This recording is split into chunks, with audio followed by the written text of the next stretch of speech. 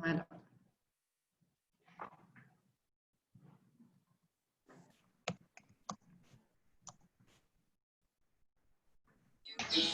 Très bien. Bonjour à tous. Bonjour tout le monde. Bonjour. Bonjour. Nous sommes très heureux de voir que vous êtes vraiment très nombreux aujourd'hui. Nous sommes très, très enthousiastes. Je vais juste commencer par vous demander de désactiver le micro parce qu'il y a un bruit de fond. Donc voilà. Bonjour. Bonjour. Je vais vous demander s'il vous plaît de désactiver vos micros. Nous sommes très heureux de vous accueillir aujourd'hui pour ce webinaire qui est mis en place en collaboration avec l'Institut libanais d'éducateurs et Hachette Antoine. Ce webinaire répond à une demande très spécifique des responsables de l'école, enfin du préscolaire dans vos établissements et des enseignants du préscolaire qui ont eu beaucoup de mal avec le confinement, avec l'enseignement à distance, etc. Donc, nous sommes très heureux de voir que vous êtes vraiment très nombreux.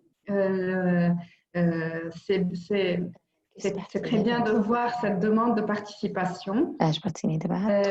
Donc voilà, je suis très heureuse de vous présenter notre formatrice, Madame Nancy Kebbe, qui est formatrice à l'Institut libanais d'éducateurs, qui va nous parler aujourd'hui des outils qui nous permettent de dynamiser l'enseignement au préscolaire avec tous les défis du virtuel et de l'enseignement à distance.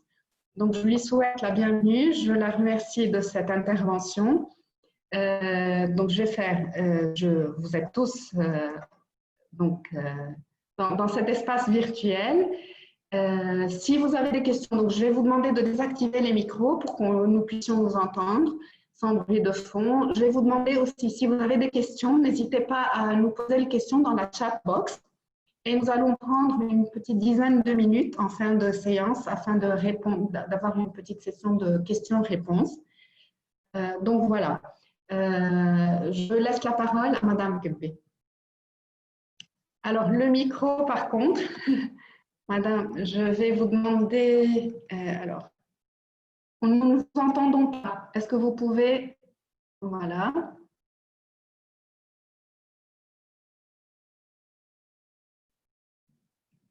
Il faut juste activer votre micro. Voilà. Voilà, ouais.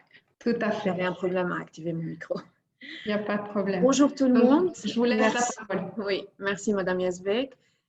Bonjour tout le monde. Je suis ravie de rencontrer des profs comme moi, parce que moi je suis prof à la base. Et j'ai vécu une période assez difficile pour pouvoir découvrir les outils opportuns, qu'on puisse gérer une séance à distance avec des élèves, surtout on sait très bien qu'avec des petits, on a besoin d'être présent, de faire, de bouger, d'attirer leur attention avec notre physique, notre gestuelle. Donc, c'est très difficile, je sais. J'ai vécu les mêmes difficultés que tout le monde à travers le monde. Mais à travers les recherches faites, on a vraiment fait plein de recherches. Je suis là aujourd'hui pour vous aider à surmonter cette difficulté, j'espère, et à vous donner quelques outils pratiques pour gérer une séance, gérer une vie à distance si jamais on va démarrer l'année en distanciel. Donc, je vais commencer par faire un share screen. Voilà.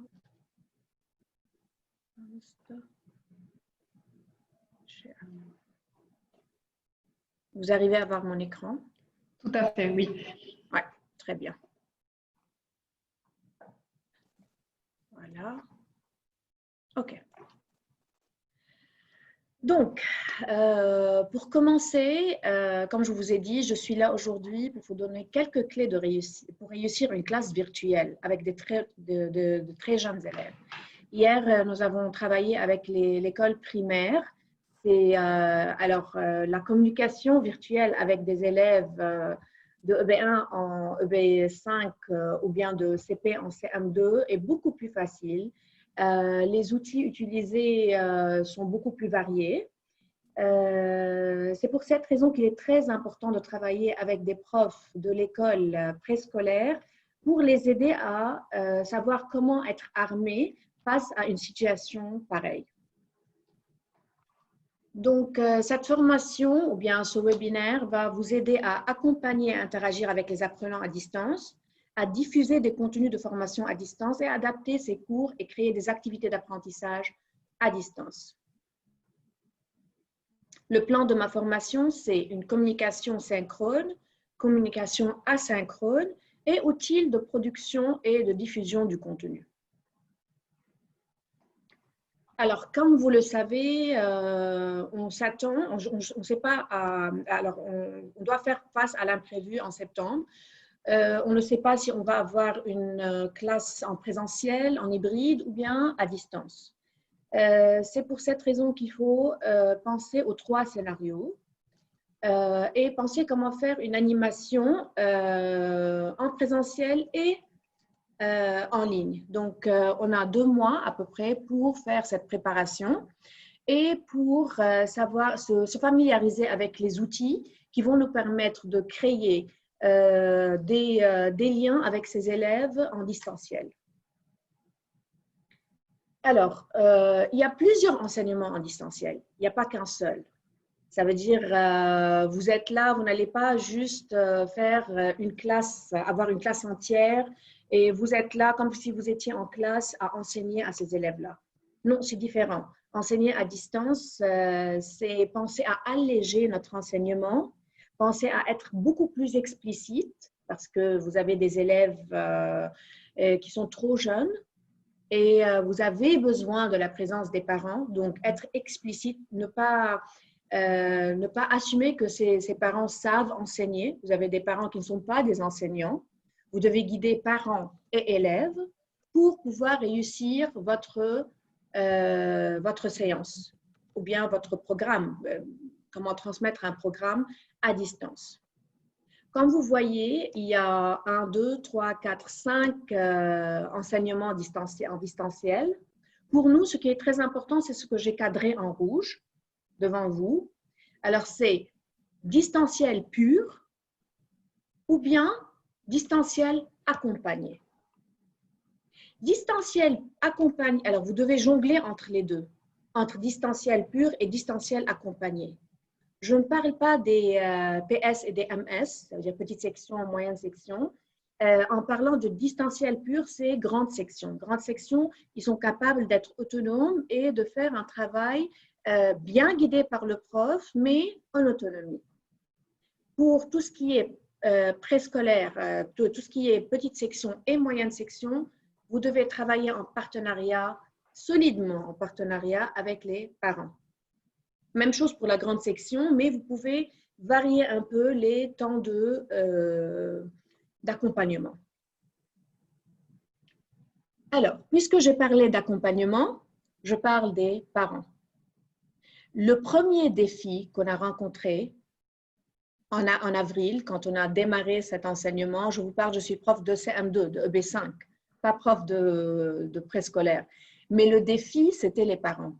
Pourquoi je parle de parents? Parce que, comme je vous ai dit, ce ne sont pas des pédagogues, ce ne sont pas des enseignants, ce ne sont pas des éducateurs, ce sont juste des parents qui ont appris à couver leur enfant.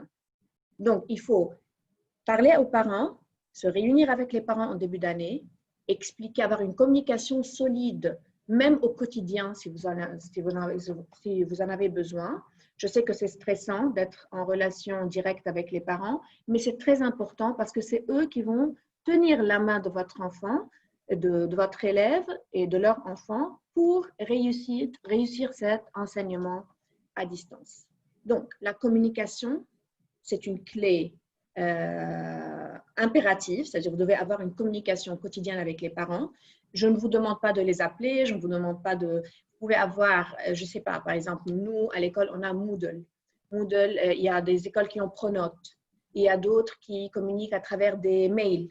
Donc, vous devez avoir un moyen de communication quotidien avec les parents et avec les élèves. Donc, cette communication peut être préparée une fois par semaine. Je m'explique. Ça veut dire, vous avez une semaine, vous devez animer votre semaine, vous devez la préparer. Tout ce qui est préparation, c'est comme si vous étiez exactement en présentiel. Nous, en tant que prof, on a des heures, on passe des heures à faire nos préparations. Vous allez passer par les mêmes étapes de préparation, mais ces étapes de préparation doivent être envoyées et communiquées aux parents. Vous pouvez les envoyer sous forme d'un tableau, par exemple, sous forme d'un semainier, un tableau demandant aux parents quoi faire avec leur élève, donc mettre un plan aux parents et communiquer avec les élèves différemment. Je vais vous dire comment il faut communiquer avec les élèves. Je vais garder maintenant ma concentration sur les parents parce que c'est au préscolaire, ce sont les partenaires, ce sont vraiment l'élément le plus important de notre travail. Donc, la communication est très importante. L'explicitation de l'approche pédagogique, elle est très importante. Il faut expliquer aux parents ce que vous êtes en train de faire. Pour eux, n'oubliez pas que les parents aussi ne sont pas une génération… Alors oui, vous faites face à une génération qui travaille sur ordinateur, qui ne peut pas vivre sans son téléphone portable, oui. Mais tout ce qui est approche pédagogique, virtuelle, ces parents ne sont pas obligés d'être au courant de ces approches virtuelles, ne savent pas. Et par exemple, si maintenant je vous parle de Moodle, comme j'ai dit, de Pronote, les parents ne sont pas nécessairement au courant de tout ce qui se passe dans le monde pédagogique. Donc, à vous d'expliquer à ces parents, peut-être que vous pouvez déjà commencer l'année par une rencontre Zoom avec tout le monde, expliquer comment vous allez procéder et chaque semaine, le dimanche soir, pour que les parents et les élèves se réveillent avec quelque chose entre les mains, ok, vous pouvez envoyer votre semainier détaillé. Maintenant, je vais vous montrer des exemples de semainiers.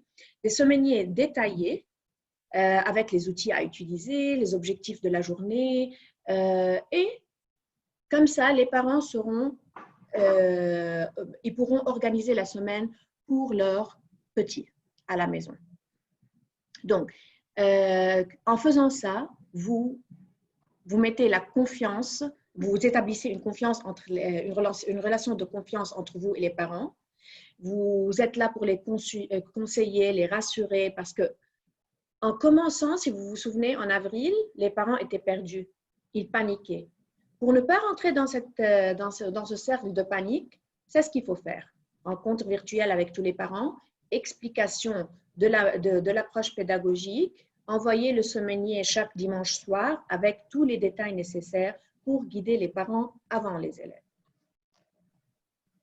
Donc, les 3 points importants à garder, c'est comment développer sa communication en l'adaptant et en la renouvelant. Ça veut dire chaque semaine, vous devez être à l'écoute des parents, répondre à leurs interrogations, expliquer exactement ce que vous êtes en train de faire. Parce que les parents doivent savoir sur quel plan travailler et chacun doit savoir quoi faire. Le prof a sa responsabilité et les parents en ont leur. Donc, faites attention à tout ça. L'enseignant en temps normal a un rôle bien défini. Qu'est-ce qu'il fait? Il identifie les compétences visées, il détermine et construit les ressources et les organise et il met en forme le matériel pédagogique. Ces 3 points, vous les gardez. Ne paniquez pas. Ça veut dire enseigner en ligne, c'est comme enseigner en présentiel. Faites tout ce que vous faites au quotidien, les préparations que vous faites, le matériel que vous préparez tout comme si vous êtes face à ces élèves-là, comme si vous étiez en présentiel. Il y a une nouvelle responsabilité qui s'ajoute quand on enseigne à distance, c'est comment choisir les technologies et comment exploiter leur potentiel pour pouvoir enseigner d'une façon très efficace. Choisir la technologie, maintenant je vais vous montrer quelques technologies, alors quelques techniques que vous pouvez utiliser et à vous alors ces techniques, je vais vous dire, tout ce que je vais vous donner n'est pas, de un, je ne suis pas là pour faire une publicité, pour n'importe quel outil d'apprentissage ou bien n'importe quelle technologie. J'ai fait plein de recherches et j'ai essayé de vous donner juste l'essentiel. Les techniques ou bien tout ce qui est technologique, il fonctionne de la même façon. Vous n'avez qu'à prendre le titre de la technique que je vais vous donner, qu'à aller en ligne et voir des tutoriels qui vont vous aider à maîtriser cette technique une fois que vous avez pris la décision de l'adopter. OK? Donc, vous avez le temps, vous avez 1 mois et demi pour faire ces préparations-là avant la rentrée scolaire. Et tout est sur Internet. Les tutoriels, les étapes. Donc, vous pouvez déjà commencer à vous familiariser avec ces technologies et ces techniques d'apprentissage. Vous devez faire attention à utiliser la meilleure technique pour activer l'attention de l'enfant, l'engager, le rendre actif et comment consolider les acquis avec ses élèves plus tard après la séance virtuelle que vous allez faire avec ces petits. Règle d'or, comme je vous ai dit, l'enfant est là pour s'amuser. C'est un enfant. À l'école maternelle, l'enfant joue. Et l'école maternelle, en général, c'est l'école ludique. L'enfant apprend en jouant. Il faut garder ça en tête. Ce n'est pas une école de dictée, de récitation. Oui, on peut faire tout ça, mais d'une façon très ludique, en utilisant un matériel très attrayant, simple mais attrayant. Mais gardez en tête qu'il est là pour s'amuser, comme s'il était votre enfant à la maison. Comment vous faites pour l'amuser? Il faut amuser cet enfant-là, mais parce que vous êtes des experts, vous savez comment enseigner d'une façon ludique en s'amusant. OK? Donc, la démarche de conception nécessitant structuration, planification, ressources et vision technique. Comment concevoir une séance à distance ou bien une journée d'enseignement à distance? Ça, c'est très important parce qu'une journée n'est pas juste un film que vous envoyez à ces élèves-là, une vidéo, n'est pas juste une rencontre virtuelle avec ces élèves-là. Il faut faire un mélange entre plusieurs techniques pour construire votre journée, pour construire votre semaine. OK? Je vais aller en profondeur plus tard pour vous expliquer quoi choisir et comment choisir. Donc, votre objectif doit être comment éveiller la curiosité de ces élèves. Gardez toujours, ça veut dire que vous concevez une activité, vous faites une préparation, pensez à ce petit. Est-ce que cette activité va être stimulante pour lui? Elle va être exigeante pour lui? Elle va le rendre actif ou pas? Est-ce que le défi, est-ce que là, on est en train de hausser la barre? Parce qu'une fois que l'enfant est face à une difficulté, il va abandonner. Et ce n'est pas notre objectif. Au contraire, il faut être autant explicite. Alors, il faut vraiment chercher à fragmenter les consignes, à les rendre plus explicites, à les rendre plus simples pour que cet enfant-là et ses parents soient réceptifs. Après, je vais vous montrer des exemples concrets et vous allez voir comment les consignes sont présentés à ces élèves-là qui ne sont ni lecteurs, okay, ils ne savent pas lire, ni autonomes pour savoir quoi faire, même si vous utilisez des icônes. Vous allez voir, je vais vous montrer des techniques, comment envoyer vos consignes d'une façon accessible, qu'elles soient accessibles à ces élèves-là. Alors, ce que je vous montre ici, le petit tableau, il peut organiser votre conception. Ce petit tableau, et si vous voulez concevoir une activité, c'est un exemple pour pouvoir préparer cette activité-là, mais d'une façon très simple, sans aller dans des classeurs de conception. Alors, tout dépend de votre école, mais ce petit tableau, il peut répondre aux objectifs de la séance. Vous pouvez faire une petite préparation de n'importe quelle activité que vous voulez mettre en place. Alors, lancer l'activité, l'enseignant accueille les élèves par un message audio de 30 secondes seulement. alors, après, quand je vais vous montrer une séance concrète qui a eu lieu dans notre école, vous allez voir comment on passe un petit message de 30 secondes, mais en même temps, on écrit les étapes pour les parents accompagnateurs. Donc, ce tableau-là, vous pouvez écrire la date, l'objectif de la séance que vous voulez animer, faire un rappel de la séance précédente, ça c'est très important. Parce qu'en faisant ce rappel, on prépare les crochets à cet enfant-là pour qu'il puisse ancrer des informations nouvelles. Et puis, alors, il y a les ressources utilisées, ça c'est très important aussi de l'envoyer. Alors, ça c'est à vous, c'est votre préparation. Mais ce que vous voulez envoyer aux parents préalablement à la séance, c'est l'objectif de la séance et le matériel à préparer. L'enfant ne peut pas venir comme ça à la séance et lui dire « Allez, va chercher des cailloux, va chercher des pois chiches, va chercher… » Non, tout doit être vraiment préparé à l'avance pour que cet enfant soit là, présent, détendu et réceptif. Tâche de l'élève et la durée. C'est très important de prendre en considération la durée et les compétences attentionnelles de ces enfants-là qui sont très petits pour garder leur attention.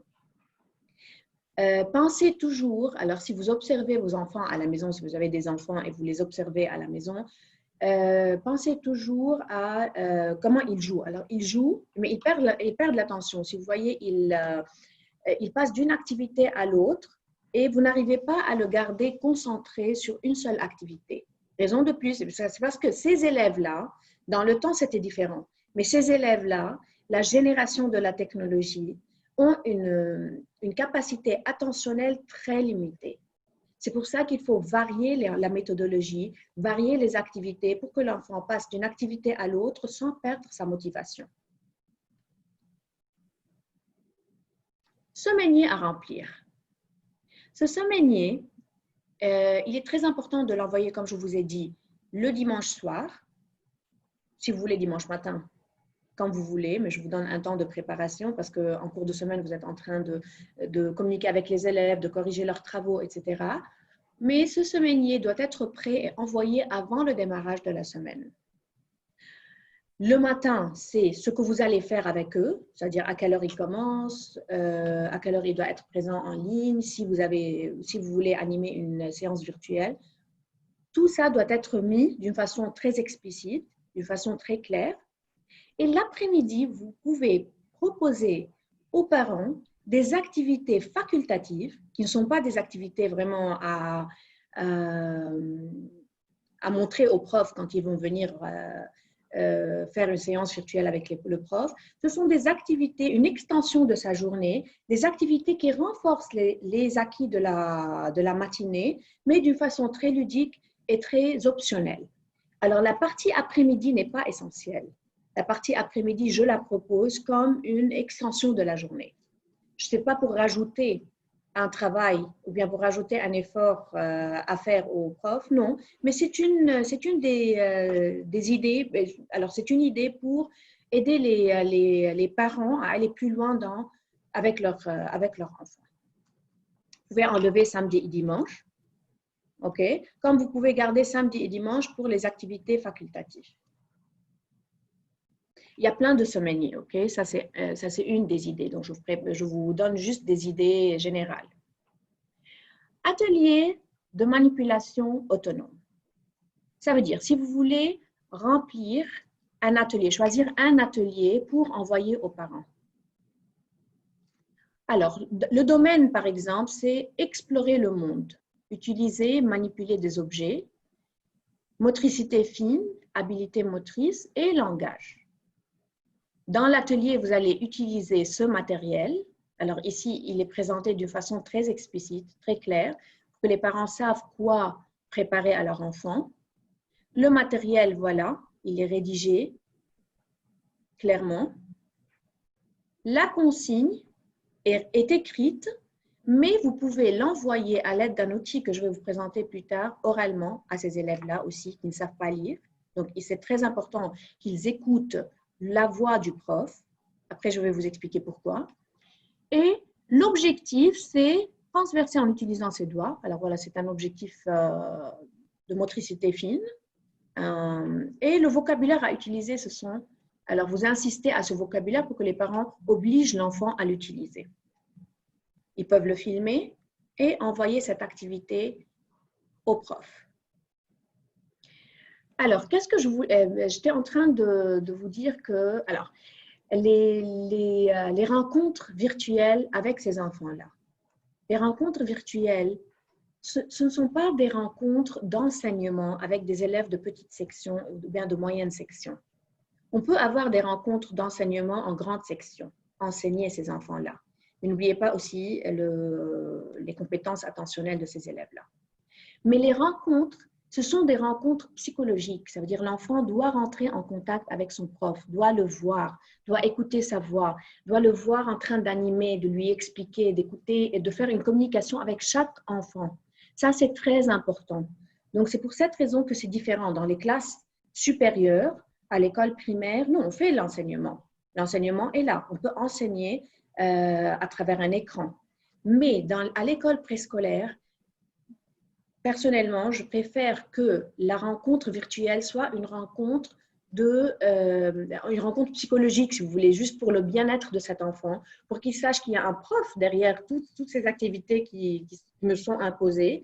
Il y a quelqu'un, il y a un être humain qui m'aime, qui veut communiquer avec moi, qui s'intéresse à ce que je suis en train de faire, qui m'encourage, qui n'a pas oublié mon prénom, par exemple. Okay? Donc, c'est très important, cette communication entre prof et élève, elle est primordiale. Donc, si vous avez le matin 5 minutes avec, par exemple, vous pouvez diviser votre classe. Si vous avez une classe de 27 élèves, vous pouvez les diviser en plusieurs groupes. Okay? Et rencontrer chaque groupe seul. Pourquoi je vous demande de diviser ces élèves en plusieurs groupes? Parce que l'approche personnelle à cet âge-là est très importante. Je ne peux pas venir me présenter avec 27 élèves en ligne et ne pas avoir, par exemple, si je veux interpeller l'élève numéro 3 et l'élève numéro 27 attend son tour, il va abandonner et il va perdre sa motivation. Quand vous êtes en petit groupe, c'est différent. Faites de petits groupes pour pouvoir communiquer directement avec chaque enfant, valoriser l'intervention de chaque élève. Les élèves sont là peut-être pour vous montrer l'activité de la veille. C'est très important de les encourager chacun d'entre eux. Ça, c'est une relation très importante. En animant, en faisant mes classes virtuelles, j'avais 27 élèves parfois et je n'arrivais pas à… Par exemple, il y a beaucoup d'élèves qui étaient négligés, les élèves timides, les élèves calmes, les élèves qui n'aiment pas intervenir. Ces élèves-là étaient presque effacés. C'est pour ça que même en animant une classe de CM2, j'ai dû faire 3 groupes. J'ai dû faire des groupes de 9. J'ai 27 élèves, je faisais 3 groupes de 9, 3 animations de 20 minutes, ça veut dire 60 minutes par jour. Vous savez qu'à l'école, vous travaillez 8 heures par jour, c'est beaucoup plus simple de travailler à travers un écran. Vous avez 20 minutes avec chaque groupe de 9 pour pouvoir communiquer avec chacun d'eux. Ça, c'est très important. Alors, l'enseignement, en général, l'enseignement à distance, il est divisé en 2 parties. Il y a la partie synchrone et il y a l'autre partie qui est asynchrone. Ça, c'est très important à savoir. Je vais commencer par la partie synchrone. Si vous remarquez, les flèches qui bougent vous montrent qu'il y a une relation directe entre les 2 parties qui communiquent, le prof et l'élève. C'est une communication directe. Ça veut dire une classe virtuelle. Je vais commencer par comment animer une classe virtuelle et après, je vais vous dire comment soutenir la classe virtuelle, par quels moyens, par quelle technique quelle technique et quels moyens vous pouvez utiliser pour soutenir cette partie synchrone. La communication synchrone permet les échanges en direct entre l'enseignant et ses élèves ou entre les élèves eux-mêmes. Parce que si je pose une question, il y a peut-être un débat. Débat, c'est un mot très difficile pour les élèves ou bien très lourd pour employer avec des élèves de 3 ans à 4 ans. Mais croyez-moi, il y a des débats qui se passent, et des débats très intéressants et des débats très éducatifs entre ces élèves-là qu'il faut encourager. Donc, cette communication synchrone Elle favorise l'interaction et permet de répondre aux questions des élèves au moment où elles surgissent. Donc, la communication que vous avez avec les 5 élèves que vous avez entre les mains ou bien que vous avez derrière l'écran, elle est très importante au niveau psychologique, au niveau pédagogique. Donc, cette partie doit rester. Mais comment faire? Je vais vous présenter 2 outils que vous pouvez. Alors, il y en a d'autres, certainement. Il y a beaucoup de plateformes à utiliser pour faire une visioconférence avec ces élèves-là. Mais les 2 les plus utilisés, alors en faisant les recherches, les 2 les plus utilisés à travers le monde sont Zoom et Google Meet. Ce sont les plateformes les plus utilisées. Sur Internet, vous avez des tutoriels pour Zoom et des tutoriels pour Google Meet, que vous pouvez suivre pour pouvoir communiquer avec ces élèves-là. Faites attention, Google Meet, si vos élèves ou bien les parents n'ont pas un Gmail, vous ne pouvez pas utiliser Google Meet. Le Gmail est très important pour pouvoir utiliser Google Meet. Zoom, ils peuvent juste installer l'application Zoom et la communication passe tout de suite. Donc, comment faire pour utiliser Zoom? Vous faites une installation, vous installez Zoom et vous créez votre compte. Vous aurez cette icône-là, vous allez la voir sur votre écran, sur votre ordinateur. Vous cliquez sur cette icône-là, vous appuyez et vous avez comment programmer la rencontre, parce qu'il y a une programmation de la rencontre dans le temps, vous ouvrez, il y a le temps, la date, etc. Aussi, je préfère que ces rencontres soient organisées et envoyées avant le début de la semaine. Que les parents sachent que leur enfant doit être prêt à cette heure-ci et à ce moment-là, il doit faire cette activité. Donc, tout ça doit être envoyé dimanche aux parents. Les parents sont là pour voir à quelle heure. Alors, ils peuvent imprimer le semainier que vous avez envoyé et le mettre pour savoir, pour ne pas être en retard, pour ne pas être pris par une autre activité, pour savoir que ce jour-là, la maman ne peut pas prendre, par exemple, un rendez-vous chez le pédiatre. Il faut que son enfant soit présent pour cette classe virtuelle. Et c'est comme ça que je planifie une réunion. Vous voyez, il y a la date, l'heure et vous ajoutez, vous pouvez voir tout ça sur un tutoriel bien détaillé sur Internet. Je ne vais pas passer beaucoup de temps sur ça parce qu'il y a autre chose qui est très, très important à vous présenter. Et vous envoyez, une fois que vous avez programmé la réunion, vous envoyez le lien comme nous avons envoyé les liens à tous les participants, c'est exactement la même chose. Les élèves et les parents vont recevoir ce lien et ils vont être présents à cette heure-ci, prêts avec leur matériel pour travailler avec leur prof. Alors, pour préparer sa séance de classe virtuelle, ça c'est un exemple de préparation. Je vous dis toujours, vous êtes libre, vous avez la liberté, vous êtes prof, vous êtes expert, vous avez une expérience énorme dans l'enseignement. Je suis juste là pour vous donner un exemple, pour rendre les choses beaucoup plus concrètes. Alors, ritualiser son déroulé de la même manière que ce qui est souvent fait en classe. Comme je vous ai dit, en classe, vous avez un rituel, vous avez une journée, vous avez une programmation journalière. Suivez le même rituel que vous avez à suivre en classe. Le rituel de présentation de l'emploi du temps, du déroulé de la séance, exactement. Donc, il faut se dire bonjour, il faut apprendre à ces élèves-là à se saluer le matin, par exemple. Commencer par une comptine ou bien une chanson pour les motiver, pour les engager. Lire une histoire à ces élèves-là. Alors, en lisant l'histoire, j'ai vu plusieurs scénarios. Donc, il y a des profs qui avaient le livre et qui montraient l'histoire comme ça aux élèves et qui lisaient l'histoire. Les élèves n'arrivaient pas à voir clairement les élèves sont très attirés par les illustrations. OK?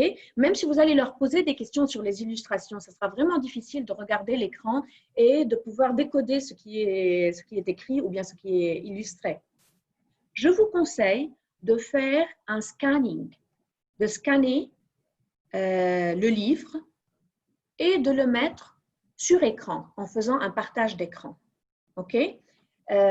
Aussi pas pour faire une publicité, mais je vais vous dire, j'ai utilisé un scanner qui s'appelle CS, Cam Scanner. Okay? Vous pouvez le trouver dans Apple. C'est une application. Vous pouvez la mettre sur votre téléphone portable qui s'appelle CS ou bien CS, qui s'appelle Cam Scanner. Okay? Cam Scanner, c'est une qualité excellente pour scanner tout ce qui est livres, tout ce qui est manuel scolaire, etc., tout ce que vous allez utiliser. Vous faites scanner en 1 seconde et vous envoyez sur votre email. À ce moment-là, vous pouvez le mettre dans le PowerPoint que vous allez préparer aux élèves. Donc, s'il vous plaît, si vous voulez présenter ou bien si vous voulez montrer une photo à ces élèves-là et leur demander de faire des commentaires ou bien de communiquer oralement ce qu'ils sont en train de voir sur écran, essayez d'avoir une photo très claire pour que ces enfants-là ne peinent pas en regardant ce que vous êtes en train de leur présenter et ne perdent pas la concentration. Tout ce qui est animé rend l'enfant plus engagé. Après la compréhension de l'histoire, donc question-réponse, lecture du prof, parce que l'enfant doit écouter le français. Si vous êtes prof de français, il doit écouter le français à la maison. Il n'est pas avec vous tout le temps. Les parents ne sont pas forcément francophones. Ou bien si on enseigne l'arabe, n'oubliez pas que l'arabe littéraire ne ressemble pas à l'arabe courant. Aussi, il a besoin d'écouter des histoires. Je ne parle pas des petites sections ou bien moyennes sections, c'est surtout en grande section. Il a besoin d'écouter l'arabe littéraire. OK? Alors, et des jeux pour compter. Il doit avoir le matériel nécessaire, donc envoyé préalablement. Vous pouvez faire le jeu avec lui, avec eux, des élèves de 4, 5, des groupes de 4, 5 élèves derrière l'écran. Et si vous voulez, vous pouvez faire une dictée graphique en grande section et après se dire à bientôt. Ça, c'est une journée type, mais ce n'est pas une règle d'or. Ce n'est pas quelque chose qui est sacré. Non. C'est juste une journée type pour vous montrer comment vous pouvez animer une séance virtuelle. Quoi faire au cours d'une séance virtuelle? Ça, c'est une des idées. Lire des contes. Peut-être vous n'allez pas faire tout ça. Peut-être vous allez lire juste une histoire pour faire une compréhension avec les élèves, okay, faire une compréhension de texte. Peut-être que vous allez juste faire une comptine. Et à travers cette comptine, vous pouvez entamer une conversation avec les élèves. Donc, choisissez pick and choose les activités qui vous conviennent et qui répondent à votre objectif, à l'objectif de la journée ou bien à l'objectif de la semaine. Vous pouvez aussi, au cours d'une séance virtuelle, je vais vous montrer un logiciel éducatif pour la maternelle qui est interactif. Donc, si les parents peuvent mettre sur l'ordinateur ou bien sur le iPad ou bien même, vous pouvez faire l'enfant peut répondre et vous-même, vous pouvez cliquer la bonne réponse. Désolée. Je vais vous montrer ce logiciel-là. Aussi, je ne vais pas multiplier les logiciels. Il y en a plein sur Internet. J'ai choisi celui-là parce qu'il est très accessible. OK? Alors voilà, maternelle, PS, MS et GS. Petite section, moyenne section et grande section. Pré-français, vous avez les mots mélangés, vous avez les jeux de vocabulaire et de langage, vous avez l'alphabet. Donc, prenez le temps. Vous pouvez prendre en photo l'écran maintenant, si vous voulez garder le titre du logiciel. Et prenez le temps plus tard de l'explorer pour pouvoir digérer et comprendre comment ça fonctionne et pour pouvoir savoir si c'est vraiment utile pour votre séance ou pas. Okay, comme vous voyez, il y a tout ce qui concerne les maths, tout ce qui concerne le français et l'éveil. Les 3 matières enseignées au préscolaire. OK. je reprends ma présentation. Donc ça, c'est aussi une autre méthode de travailler avec les élèves. Vous avez un exercice interactif, vous demandez l'interaction des élèves qui peut répondre à ça, ou bien vous pouvez, par exemple, vous avez 5 élèves, vous interpellez chacun pour une réponse. Comme ça, vous avez un engagement, l'engagement des élèves avec vous durant cette séance virtuelle. Maintenant, alors on a parlé de tout ce qui est synchrone. OK? Vous faites en cours de séance, après je vais vous montrer des exemples aussi. Mais en cours de séance, vous pouvez faire une lecture, une compréhension, une manipulation. Vous pouvez faire un exercice interactif sur ordinateur. Donc, voilà ce que vous pouvez faire en cours de séance virtuelle. Mais la séance virtuelle n'est pas tout ce que vous devez faire durant votre séance. Il y a beaucoup d'autres choses à faire à côté de la séance de communication directe. La communication directe, comme je vous ai dit, elle est essentielle, impérative pour le bien-être de l'enfant, mais le travail peut se faire d'une façon asynchrone et envoyer au prof, ou bien montrer au prof. Vous allez voir, je vais vous montrer des outils qui peuvent vous servir pour pouvoir faire cette communication asynchrone avec les élèves de la maternelle. Donc, comme on a dit, la communication asynchrone. Dans la communication asynchrone, les intervenants communiquent entre eux en différé. Ça veut dire seuls ou bien à leur propre rythme, mais pas avec vous. Après, ils vont vous montrer ce qu'ils ont fait. Mais c'est un travail derrière les coulisses, comme on dit, ou bien dans les coulisses. On y trouve une grande quantité d'outils utilisés quotidiennement pour communiquer. La communication asynchrone favorise la flexibilité puisque le message est vu ou entendu au moment jugé opportun par l'élève. Vous savez que quand on travaille avec de jeunes élèves, moi je remarque ça quand on reçoit en début d'année les élèves pour un examen d'entrée, on remarque qu'aujourd'hui, à cette heure-ci, cet enfant-là n'a pas envie de parler. Ok, c'est un enfant. Il faut vraiment faire plein d'efforts pour le motiver et pour le pousser à s'exprimer. OK? C'est la même chose avec ces élèves-là. Donc, ces élèves-là, peut-être qu'aujourd'hui, à 8 heures du matin, ils sont de mauvaise humeur, ils ont mal dormi, ils n'ont pas envie de travailler. Comme ça, tout ce qui est communication asynchrone pourra aider les parents à trouver le moment opportun pour travailler avec ces élèves-là, mais dans la limite de la logique. C'est-à-dire, les parents ne peuvent pas, à 8h30 du soir, dire à leur enfant, viens, on va travailler. Donc, ça aussi, c'est à expliquer aux parents en début d'année quand vous allez faire une communication avec eux.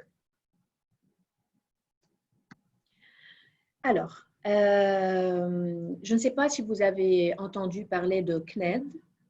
CNED, c'est un centre national d'enseignement à distance. Donc, ils ont mis en place des activités qu'on peut utiliser à distance avec les élèves d'une façon extraordinaire. Donc, je vais vous montrer comment il fonctionne, mais vous pouvez faire un enregistrement, comme ça vous aurez accès à tous leurs programmes, tous leurs capsules vidéo, etc., toutes leurs capsules vidéo. Alors, ils sont là à votre disposition pour que vous puissiez… Alors, vous êtes le juge, vous avez tout ce buffet devant vous. À vous de choisir ce qui est convenable et ce qui peut rendre votre travail beaucoup plus efficace avec les élèves. Donc, CNED. Comment… Alors, tutoriel pour créer sa classe virtuelle via le site du CNED. Ça, c'est une idée. Aussi, je vous dis, ce n'est pas quelque chose de sacré, c'est une idée que je vous donne comme bouée de sauvetage pour pouvoir travailler. Alors, de un, il faut se connecter au site du CNED. Vous pouvez aussi prendre en photo l'écran, maintenant, tout de suite, pour savoir, pour manipuler plus tard ce site et comprendre comment ça fonctionne. Alors, cliquez pour se créer un compte. Il faut que vous ne pouvez pas voir les activités, sauf si vous êtes abonné, pas abonné. C'est un site auquel il faut s'abonner, mais en cours de confinement, c'est gratuit. Donc, vous pouvez aller et vous pouvez déjà choisir les activités avant que les choses changent et avant d'être obligé de faire un abonnement payé. Ensuite, complétez tout le champ requis, tout ce qu'il vous demande. et valider en cliquant sur « Créer un compte » en bas de la page, puis accepter les conditions d'utilisation. Et voilà, vous allez consulter votre boîte mail et cliquer sur le lien pour activer votre compte. Vous êtes alors redirigé vers le site du CNED. Cliquez sur « Classe virtuelle ». Vous voyez, il y a tous les niveaux. Donc, vous n'avez qu'à cliquer sur « Classe virtuelle » pour comprendre davantage comment ça fonctionne. Et vous cliquez sur votre niveau, le niveau d'enseignement, votre niveau classe, et vous allez avoir toutes les idées possibles et nécessaires. C'est un champ très fertile. Explorez-le, prenez le temps de l'explorer parce qu'il m'a été très utile. Et je sais très bien qu'il est très, très, très fertile au niveau contenu. Voilà le lien. Alors, vous venez d'obtenir votre lien de modérateur pour ouvrir votre espace de classe virtuelle. Vous pouvez ouvrir une classe virtuelle avec eux. Le lien de connexion à communiquer à vos élèves. Il ne nous reste plus qu'à le copier et à l'envoyer par mail aux élèves. Ça, c'est une des idées. Une autre idée, c'est une plateforme que j'adore, qui est utilisée aussi avec les classes supérieures. C'est quelque chose de très, très, très utile pour les profs. C'est Seesaw. Seesaw, c'est une plateforme gratuite. À mon avis, tous les profs doivent utiliser cette plateforme parce qu'elle facilite vraiment la communication entre le triangle de communication, parents, élèves et profs. Le prof est là, il présente son activité, l'enfant travaille, il envoie au prof. Le prof peut donner ses remarques aussi. Il peut corriger ou bien oralement ou bien en écrivant le travail de l'enfant. Et les parents sont là, observateurs. Ils peuvent faire comme dans Facebook, like, ou bien mettre des commentaires pour encourager leur enfant. Donc, c'est une plateforme très, très, très dynamique que vous pouvez utiliser même en présentiel. Même si vous êtes à l'école, même si on ne sera pas confiné, vous pouvez faire une extension de votre journée en utilisant Seesaw. C'est très facile. Alors, comment utiliser l'application Seesaw? Une fois que vous avez créé un compte, mettez sur Google Seesaw, vous allez avoir la page Seesaw. Vous créez votre compte. Vous devez vous connecter à l'interface pour enseignants. Alors, vous cliquez « I am a teacher » parce que vous êtes les profs. Puis, alors sur la page d'accueil, vous retrouvez le coin supérieur, voilà, droit, un petit symbole. Ce symbole, c'est le symbole magique de Seesaw. C'est celui qui va vous permettre de mettre des activités, mettre des photos. Maintenant, je vais vous montrer qu'est-ce que Seesaw vous permet de faire avec les élèves. Il y aura un code à envoyer aux élèves, comme ça, ils pourront avoir accès à Seesaw. Alors, qu'est-ce qu'on peut faire sur Seesaw? Seesaw vous permet d'ajouter des items sur la page de votre classe. Vous pouvez ajouter des items et l'enfant pourra aussi à son tour rajouter son travail. Comment? Par exemple, l'option photo ou vidéo vous permet de faire des publications à l'aide de la caméra intégrée de votre ordinateur ou encore à l'aide de la caméra intégrée de votre tablette. Si vous utilisez l'application Seesaw Class. Seesaw Class, vous pouvez la mettre sur téléphone ou bien sur iPad, mais pas sur ordinateur, sur un laptop ou bien desktop. OK? Alors, imaginez, vous avez la capacité d'envoyer des photos à vos élèves et leur demander de commenter ces photos oralement parce qu'ils sont des élèves du préscolaire, ils ne savent pas encore écrire. Ils peuvent commenter, ils peuvent faire des commentaires oralement ou bien vous pouvez envoyer une vidéo, une petite vidéo d'un conte connu, par exemple Le Vilain Petit Canard. Vous envoyez Le Vilain Petit Canard en vidéo. L'enfant visionne cette vidéo et puis il commente la vidéo aussi oralement. Ça, c'est pour travailler l'expression orale. Ou bien, il peut, par exemple, travailler, vous donner une activité, comme vous vous souvenez de la fiche que je vous ai montrée avec les manipulations. Alors, l'enfant pourra manipuler, faire l'activité de manipulation que vous avez proposée dans votre semainier. La maman le prend en vidéo, tout simplement avec son téléphone, et elle pourra envoyer la vidéo sur Seesaw. Et vous faites des commentaires. Vous pouvez faire des commentaires écrits, comme vous pouvez commenter à l'oral le travail de l'enfant. Moi, personnellement, avec les élèves de la maternelle, je préfère qu'on commente à l'oral. L'enfant a besoin d'écouter votre voix et c'est plus facile pour lui parce qu'il ne va pas lire.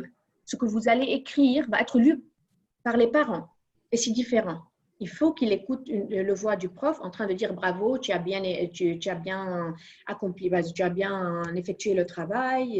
Attention, il faut être beaucoup plus organisé, varier les couleurs, je ne sais pas. Donc, vous pouvez donner n'importe quel commentaire oralement. Ça, c'est un plus énorme. Puis après, vous avez l'option Drawing qui vous permet de publier un dessin auquel vous pouvez ajouter une narration. N'importe quel dessin. Par exemple, dans les grandes classes, on peut poser et effectuer une opération en maths, tout simplement, et la commenter, expliquer comment on pose une division. Ça, c'est dans la grande classe. Dans les petites classes, montrer aux élèves, par exemple, comment on fait un rond, comment on fait une ligne verticale, une ligne horizontale.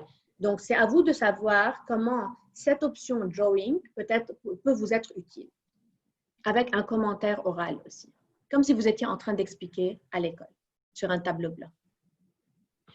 L'option Upload File vous permet de téléverser des fichiers sur la page de votre classe Seesaw, qu'il s'agisse d'images, de documents Word, PDF, etc. Vous pouvez par exemple montrer à ces élèves-là, vous pouvez par exemple expliquer le semainier aux élèves. Si vous avez des icônes, vous faites upload du semainier, vous expliquez ce que l'élève a à faire chaque jour. Ça, c'est un des exemples, etc. Vous avez beaucoup plus, vous avez les documents entre les mains, ou bien vous avez une fiche à expliquer, ou bien vous avez votre manuel scolaire. Il y a un exercice dans le manuel scolaire. Vous pouvez faire upload de cette page ici et expliquer le travail à l'enfant. Donc, c'est très utile pour l'explication directe. L'option Note. Alors, cette option est utilisée plutôt par les plus grands parce qu'ils peuvent faire une expression écrite ici. Le prof peut envoyer un texte écrit à lire ou bien les enfants peuvent rédiger une expression écrite là. Mais pour vous, vous pouvez par exemple, si l'enfant doit écrire la lettre A, il pourra faire des exercices dans cet espace-là qui s'appelle Notes. Les liens aussi, ça c'est pour les plus grands. S'ils ont une recherche à faire et ils doivent envoyer des liens, ils l'envoient sur Seesaw en faisant upload au lien. Maintenant, je vais vous montrer plusieurs exemples. Ça, c'est très intéressant. Ça, c'est des exemples faits par nos profs de petite section, moyenne section et grande section, les profs de l'IC. OK, et qui ont fait des activités sur Seesaw envoyées aux élèves. Je vais vous montrer des exemples. OK? Il faut patienter parce qu'on est au Liban et la connexion est formidable.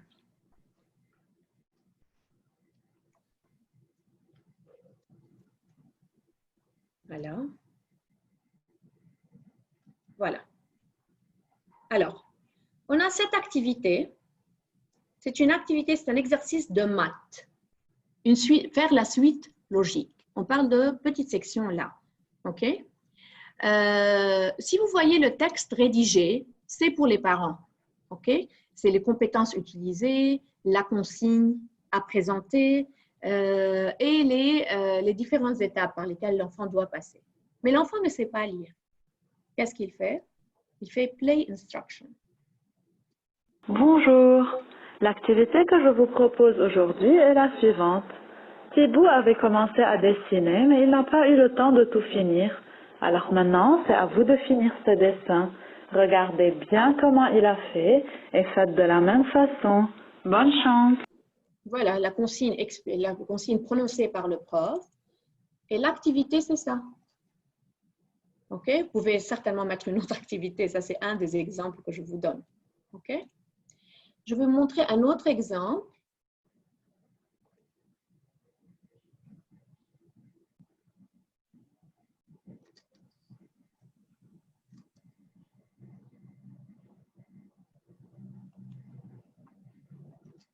Voilà.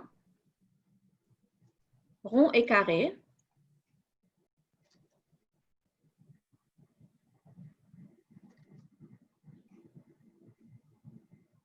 Bonjour les enfants de la petite section. Aujourd'hui, nous allons apprendre à dessiner le rond, le carré et le triangle. Pour apprendre à dessiner ces formes, nous allons faire plusieurs étapes. La première chose, nous allons essayer de faire le rond avec de la pâte à modeler.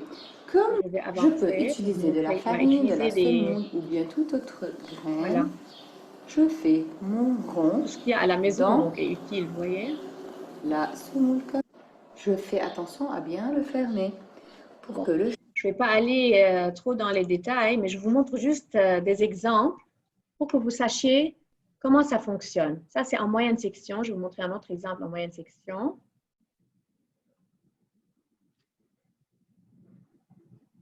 Voilà, regardez. Alors, comment préserver l'eau? C'est le thème sur lequel on travaille. Voilà la consigne. Et voilà l'activité que l'enfant a à faire. Il écoute la vidéo, alors c'est une histoire. Il visionne la vidéo. Préserver l'eau. À l'école, j'ai appris à ne pas gaspiller l'eau. Maintenant, donc c'est une histoire composée de plusieurs pages, scannée et mise à la disposition des élèves. Et voilà l'activité à faire.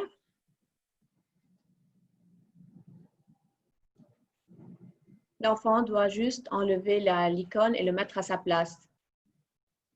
OK? Et je vous montre une troisième activité en grande section. J'ai plein d'activités, mais le temps ne le permet pas, dommage. Mais je vais vous montrer juste pour avoir une idée.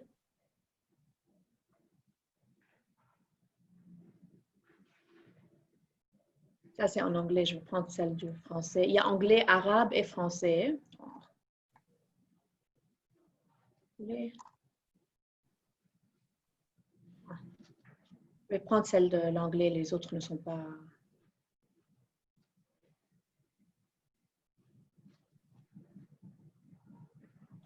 Voilà. Donc, play instruction. Pick a spot in your house where you can build a reading fort with your family.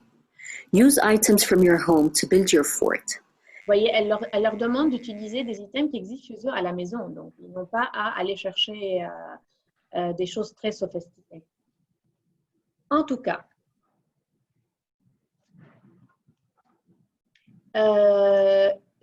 j'aimerais vous dire une chose essentielle à savoir, c'est que ou bien vous pouvez utiliser des choses très simples que les enfants ont à la maison, ou bien il y a des élèves qui ont fait ça, ils ont prévu un matériel pour tous les élèves. Okay, ce n'est pas nécessaire de le faire, mais c'est une idée que je vous donne pour savoir ce qui se passe autour de nous. Des petits cartons à découper, des petits ciseaux, des feutres, etc. Et ils ont demandé aux parents de venir les récupérer. Il y avait des sacs en nylon pour chaque élève. Et l'enfant avait son matériel présent pour pouvoir faire les manipulations nécessaires demandées par le prof. Finalement, pour diffuser un contenu, vous avez ou bien Seesaw, vous prenez la vidéo et vous faites upload sur Seesaw, ou bien vous avez Powtoon, je ne sais pas si vous connaissez Powtoon, si vous pouvez le découvrir plus tard. C'est une présentation animée. Vous pouvez aussi rajouter votre voix. Voilà, c'est comme ça. Vous construisez votre animation sur Powtoon. Il y a Screencast-O-Matic. Screencast-O-Matic, c'est filmer votre écran. Ça veut dire que vous pouvez, tout ce que je suis en train de faire sur mon écran va être filmé et j'envoie le film aux élèves. Comme ça, ils seront guidés par tout ce que je suis en train de faire sur écran. Que ce soit un dessin, une écriture, une gravure, si je veux attirer l'attention sur un mot avec le curseur. Donc, c'est très utile d'utiliser Screencast-O-Matic pour que les élèves puissent enregistrer, pour que les profs puissent enregistrer leur écran et les envoyer aux élèves. Alors, rapidement, je vous montre. C'est très simple, c'est gratuit. Vous pouvez avoir une version qui n'est pas gratuite et qui vous permet une extension. Mais pour vous, 15 minutes, c'est amplement suffisant. Je trouve que c'est énorme aussi. Donc, c'est ça. Vous faites Start Recording. Voilà. Launch Free Recording. Et vous pouvez tout de suite faire Play et enregistrer votre écran.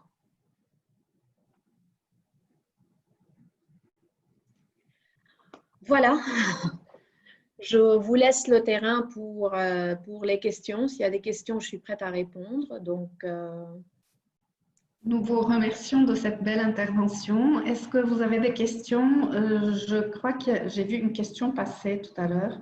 J'ai essayé de la trouver. C'est un peu difficile avec des parents qui travaillent toute la journée, qui laissent leurs enfants chez les grands-parents. Le travail virtuel ne peut pas englober toute la classe en même temps. Tout à fait. Oui, c'est vrai. Donc, jamais toute la classe. Jamais, jamais, jamais. Je vous ai dit, moi, je suis enseignante de CM2 et je fais des petits groupes d'enseignement. Donc, imaginez avec les plus petits. Vous devez faire des petits groupes. Je sais. Alors, j'ai commencé par vous dire que le premier obstacle, c'était les parents.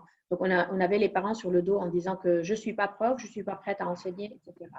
Mais à mon avis, surtout à l'école maternelle, les parents doivent consacrer un temps à ces élèves-là, même si, alors le temps est très calculé. Vous n'allez pas donner une journée de travail. Si une maman va venir me dire que je n'ai pas une demi-heure pour travailler avec mon enfant, j'ai un très grand point d'interrogation à ce moment-là. Ce n'est pas possible de ne pas pouvoir passer une demi-heure avec un enfant qui est à l'école maternelle, qui a à peine, au maximum, qui a 6 ans. Donc, la maman est où? Non. Elle doit consacrer un petit temps pour son enfant, donc c'est obligatoire. C'est le seul moyen de travailler avec les élèves, les petits. Je sais qu'ils travaillent, mais qu'ils consacrent, le père ou la mère consacrer 30 minutes, ce n'est pas énorme. Nous vous remercions énormément de cette intervention. Nous vous remercions de votre participation. Donc, c'était très intéressant. Je tiens à signaler que si vous avez besoin de poser des questions ou de demander des spécimens ou de poser une question à nos délégués pédagogiques, etc., n'hésitez pas à nous envoyer un petit message à travers notre site web éducation. Donc, je vous envoie l'adresse education.hachette-antoine.com. Donc, si vous avez des questions, si vous avez besoin de prendre contact avec nos formateurs, si vous avez des demandes, n'hésitez pas à nous envoyer vos requêtes à travers le site web éducation de Hachette Antoine, education.hachette-antoine.com. Donc voilà, nous vous remercions de votre attention. Merci à notre formatrice, Madame Nancy Kebbe. D'autres questions ou ça va? Il me semble que ça va. Oui. 10 minutes au maximum. Okay? Je crois que nous n'avons pas entendu. La durée d'une séance virtuelle. Oui. Il y a un prof qui a posé cette question. Alors, avec les petits, c'est au maximum 10 minutes. D'accord. Okay. Donc, en live, en communication synchrone, c'est 10 minutes. Très bien. Merci beaucoup. À très bientôt. Donc, voilà, nous sommes à l'écoute si vous avez des questions. Merci. Merci, Madame Kebbe.